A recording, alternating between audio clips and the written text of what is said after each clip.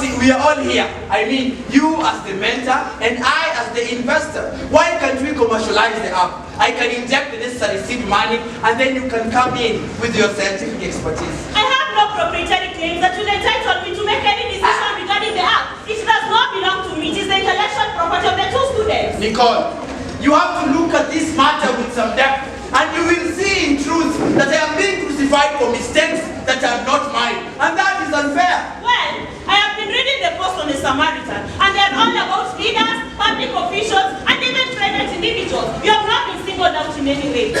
Far from the truth. Take the issue of construction, for example.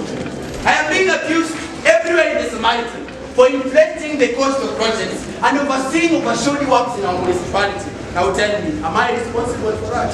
Maybe it is because you are the overall leader. The back's up to you, as they say. Yes, because I am the overall custodian of the public good. But take any projects, like the construction and maintenance of secondary roads, for example. Let me ask you questions. Are road really constructed?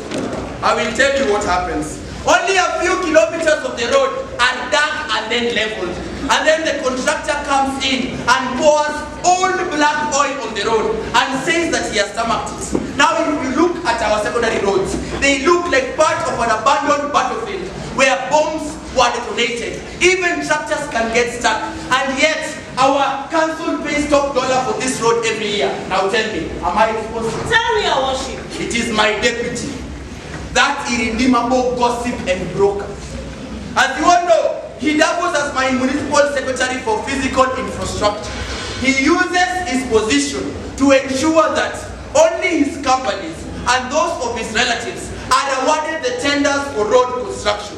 The same also happened with the construction of bridges, water courses. Sadly, they don't do any meaningful work. They simply misappropriate funds. And so what does this have to do with the people? Doesn't it worry you that these people overwhelmingly voted for such kind of a person, knowing very well that he has never accomplished anything meaningful in his life except swindle people? Oh, did they know? Of course.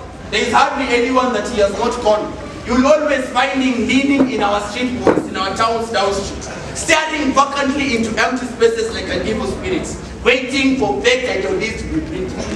The man prints 10 title deeds for the same plot, and then sells the same to 10 different people, and yet people elected him into office. Why do people glorify evil and mediocrity, and then turn and whine when it has them? And you know what? Tell me, your worship. When you look closely at him, you will see that he resembles a sloth.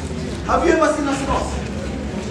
That God-forsaken creature that gives you nausea the moment you look at it. And if you look closely at him, you will see that he's exactly that. He is slow, ugly, dim-witted, and outright useless. He must be a disgrace. They all are. Take the so-called Ted King, for example.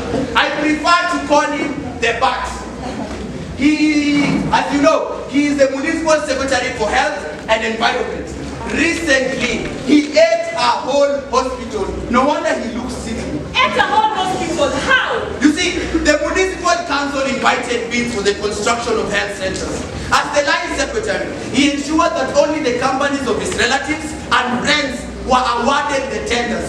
He conspired with them to steal all the money budgeted for the construction of health centers and